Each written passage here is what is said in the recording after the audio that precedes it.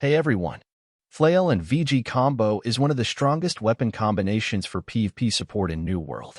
It is often used in massive PvP battles such as Outpost Rush, Wars, and Influence races. We will discuss everything from armors, weapons, artifacts you can use, gems, consumables, and more. Now sit back and relax as I will uncover on how to be the best playmaker on the battlefield.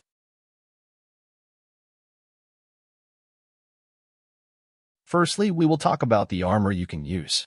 The build uses a medium-equipped load, as this offers enough damage, healing, and good protection at the same time. Armor perks in this build are very flexible and you can use what makes you tanky and gives you the most survivability.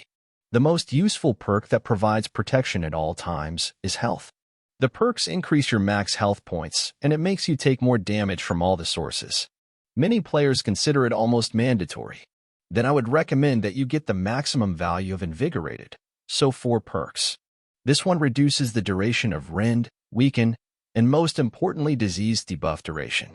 With all the perks, plus giant artifact and passive in the flail skill line, you can get up to 90% invigorated, meaning you are almost immune to any debuff. That makes you indirectly more durable as your armor gets reduced by a short time. You deal more damage as you do not get weakened very often, and you heal and get healed for more as the disease is present for max 1 second in most cases. Another perk I always like to max is refreshing. Now the maximum amount of points is 4. That gives you a 16% cooldown reduction at the max gear score. You can always put this perk on jewelry and shields as well, giving you multiple options in your customization of the build. There are many perks you can use besides the ones I have mentioned. Some of the good ones are shirking fortification, shirking heals, and freedom, all giving you very good value and survivability. Another conditional perk is Vigor. That one is very specific and I would maybe use one if you have to because it synergizes well with the Dian Head Wrap artifact, but more about artifacts later. Other perks are conditioning perks. They give you a small damage reduction when you get damaged by a certain damage type. From all of them, I would say Fire, Void, and Thrust are the best. You can always use weapon perks as well, especially Mending Vortex for Flail and skills for Void Gauntlet, such as Diminishing Orb or Nullifying Oblivion, if you use the skill. For our shield, I like using Kite Shield, as it brings passives that we need and it offers skill modifications that bring the most utility to the battlefield. You can always put more offensive or defensive perks on it depending on what you want. In general, your perks can be very flexible and you can use almost any perk you want. The best are the ones that give you the most protection as often as possible.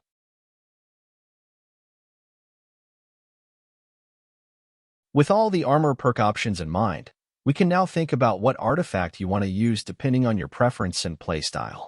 First, one that I highly recommend is the Dian Head Wrap. This artifact gives you a 20% reduction of non-crowd control debuffs, such as disease, rend, weaken, and so on. As mentioned before, it synergizes well with invigorated and in the end you can end up with a 90% debuff reduction. On top of that, you can have a 35% dot duration reduction as well. This item is amazing in Outpost Rush and Wars or any group fight. The other artifact you can use is Heavy Pants called Freedom. They give you a 32% crowd control reduction. Basically, you do not need any more freedom in your build and you can use other perks. The third and very underrated and in the right setup most overpowered item is Magnetic Gloves. They give you 50% more crit chance, but they reduce your crit damage. Now this does not sound amazing at first glance, but if you think about it, they are a perfect combination with the Void Gauntlet because VG has a passive called Refreshing Precision that gives a 5% cooldown reduction on all abilities on critical hits, meaning that with this artifact you can spam abilities as long as you have mana for it. Also, this one works okay with Flail as we will be using plagued crits on your melee weapon. When it comes to jewelry, you have a few options on what you want to use. You can use any artifact you want. If I rank them from what is best, I would say would it be Ink, Blood Drinker, and Endless Thirst. All of them provide you with some benefits. Ink gives you a lot of healing from your allies. As you will be on the front lines, there will be a lot of sacred grounds, and you will be able to heal a lot from them. Blood Drinker gives you a lot of self-healing, and you will notice that your health stays high a lot of times, but it all comes down at the cost of damage, which you do not deal a lot anyway. Endless Thirst would be the worst, but you do get quite a strong potion drink, and when you need them they will make up for their increase in healing. With jewelry artifacts out of the way, let's focus on the perks and what items are already best in slot, and you can get them for almost free. First, let's talk about amulets. The must-have perk is Stamina Recovery. It gives you stamina when you need it the most, and that makes you more evasive and harder to kill. One of the amulets that can be crafted from a gypsum kiln is this one, Passage of Time. It gives you stamina recovery and refreshing. Already perfect if you ask me. Then you can also upgrade it and give it a perk of your choice. One of the best is Health, Fire, Slash, or Void Protection. You can get this amulet in Lazarus Expedition, or you can craft it with Lazarus Dense Materia, which you can get for free from a season pass. When it comes to the rings, I like using perks that give me as much utility as possible. There is quite a good selection of rings you can choose from that are easily farmable. The first one is Vivify. It provides us with focus and a healing breeze that just makes us more durable. You can get it from Tempest Expedition, or you can craft it from Dense Tempest Materia. The next one is Lieutenant's Ring. This one is a true best-in-slot ring for us, but it is very hard to get as it only drops from war chests. Next, one that is as easy to get as Vivify is the Azoth Crystal Ring. This one gives solid perks that allow you to survive as long as possible. If you do not like any of them, I would try to get a ring with at least one of the following perks. Keen Awareness. This one works perfectly with Void Gauntlet and Plagued crits on your flail. Infected. Your disease lasts a lot longer. Hardy is also good. It gives us more stamina to work with, and often it can allow us to dodge more, making us more evasive and more survivable.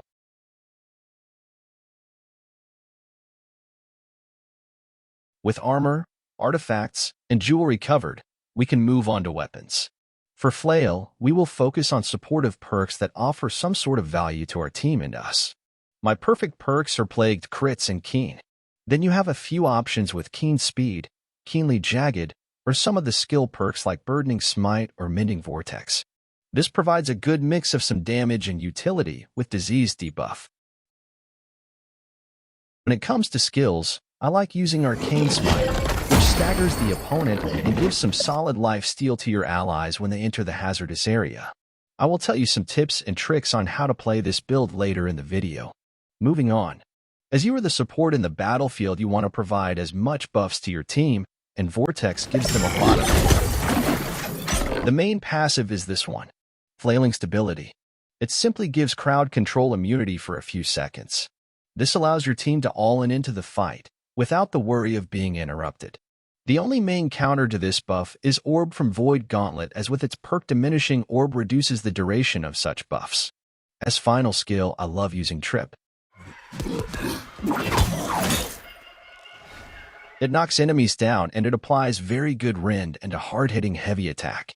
It also has quite a good reach, so it is useful for chaining the CC, or it can be used to chase down the enemies. The most noteworthy passives are Reductive Superiority. That gives you 10% Vigor and 10% Invigorated if you use a Kite Shield. This goes well with our Jin setup, what we use. Mitigated Protection. That gives you more damage reduction the lower is your health, but you have to block a hit to activate your buff, and this buff is dependent on your equip load. We combine Flail with our main weapon, Void Gauntlet. This weapon offers debuffs, heals, roots, and disease to set up kills for our team.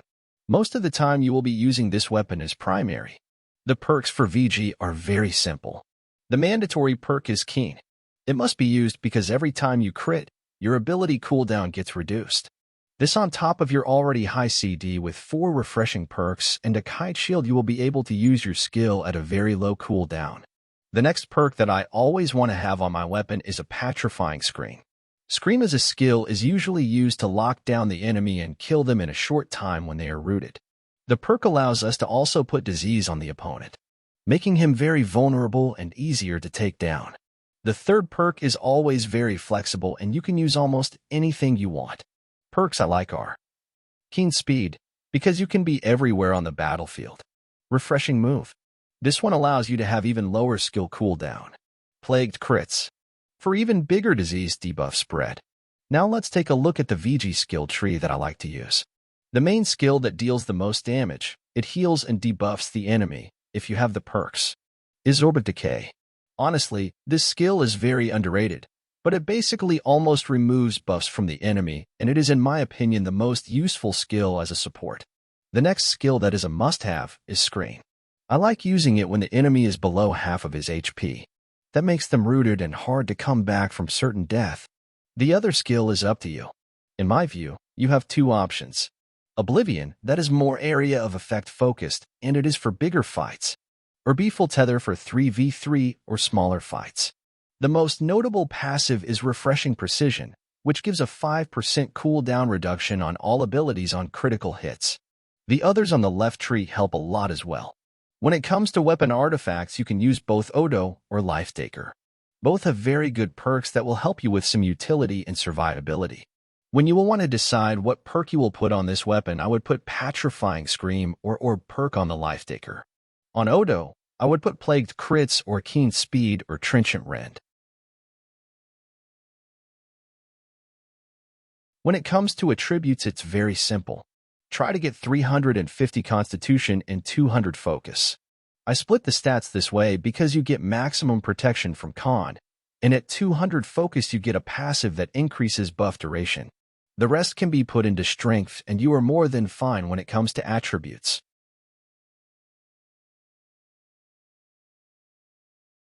Now let's talk about gems that you want to use in your build. Since the artifacts were realized, the presence of elemental damage became more noticeable and popular. Therefore, we will be focusing on mitigating it more than physical damage. I would recommend that you use 5x cut Pristine Malachite on the body armor. On jewelry, I would use 2 Pristine Onyx and 1 Pristine Opal. When it comes to Runeglass gems on the armor and jewelry, the bonus to damage you get counts towards your Empower cap. That is 50%. Because we use Void Gauntlet, we get a lot of Empower, and we are almost capped at all times already. Meaning that elemental damage Runeglass would be redundant in this specific build. However, when it comes to Runeglass on the weapons, that is very good and almost necessary, as it gives us a lot more damage, and it is very noticeable. I would recommend putting Runeglass of Empowered Opal, as this one gives us more damage when our stamina gets below 100%. Keep in mind that not everything counts towards the Empower cap. Stuff like Opal Gem, attribute thresholds, and armor weight are some of the thighs that do not count towards the cap. Consumables are very as well simple. You can use any focus or con food that you like, but my preferred ones are Tostins, which gives 48 focus, or Banana Parfait, which gives 48 con. Just try both of them out and see what food gives the best outcome when it comes to attribute thresholds.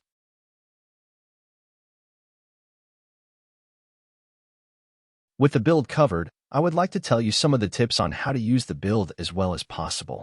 For the first tip, I would recommend you to try to layer your crowd control.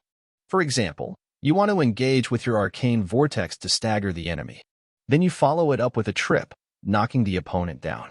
Then you can swap to your Void Gauntlet, and you can Scream as well. This will ensure that your opponent does not move and your teammates can follow up. You can use the same concept when you peel for your allies, like your healer for example. When they get attacked, they need some help when it comes to surviving. The second tip I can give you is how you use your Orb of Decay. This one is very important if you have a diminishing orb perk. Every time your enemy uses a skill that gives them a buff afterward, such as Vortex on the Flail, you can use the orb to make the buff last shorter and remove it from them. That way you can counter many of the opponent's moves.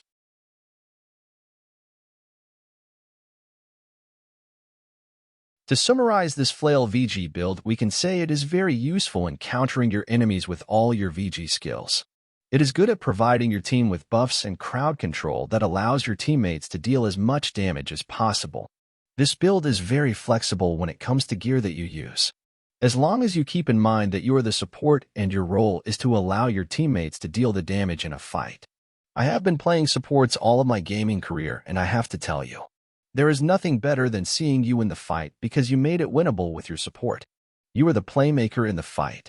You are the core component, and with this build, you will shine on the battlefield. If you have enjoyed this PvP support guide, you can give it a like. You can also subscribe to our channel for more content like this one. Have a nice day and goodbye.